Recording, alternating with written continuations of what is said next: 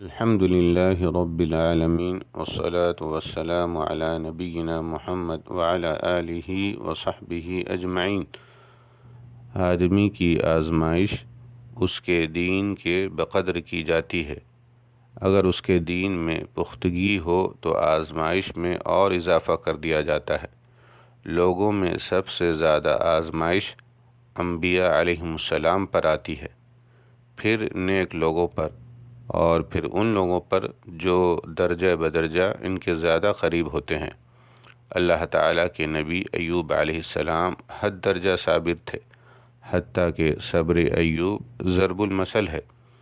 ایوب علیہ السلام کے پاس بہت زیادہ چوپائے، مویشی، بہت زیادہ کھیتی، کثیر اولاد اور نفیس مکانات تھے۔ اللہ تعالیٰ نے جب ایوب علیہ السلام کی آزمائش کی تو یہ سارا اہل و مال جاتا رہا، سب کچھ چھن گیا اور کچھ باقی نہ رہا، حتیٰ کہ جسمانی آزمائش میں مبتلا ہو گئے اور شہر کے ایک کونے میں تنہائی اختیار کرنے پر مجبور ہو گئے۔ ایک اپنی بیوی کی سوا کوئی خبر گیری کرنے والا نہ تھا، صرف وہی نیک بخت تھی جو خدمت بجا لاتی تھیں۔ ایوب علیہ السلام نے آزمائش میں اللہ تعالیٰ کا خوب احسن انداز میں ذکر کیا۔ آزمائش کے بعد اللہ تعالیٰ نے ایوب علیہ السلام کو خوب نوازا۔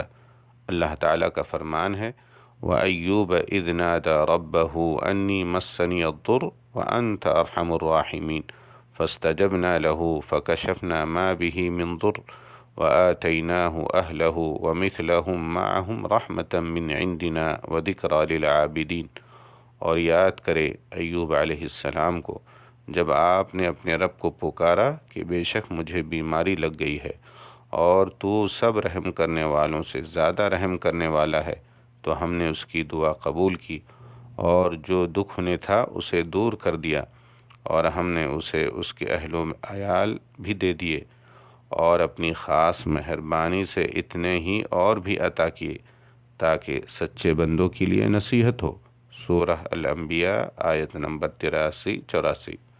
اللہ تعالیٰ کی طرف سے پیش آنے والی تقدیر اور آزمائش میں ہمیں صبر ایوب کو پیش نظر رکھنا چاہیے، اور یہ بات کبھی بھی فراموش نہیں کرنا چاہیے کہ اللہ تعالیٰ کا ہر کام حکمت سے پر ہوتا ہے۔ السلام علیکم ورحمۃ اللہ وبرکاتہ۔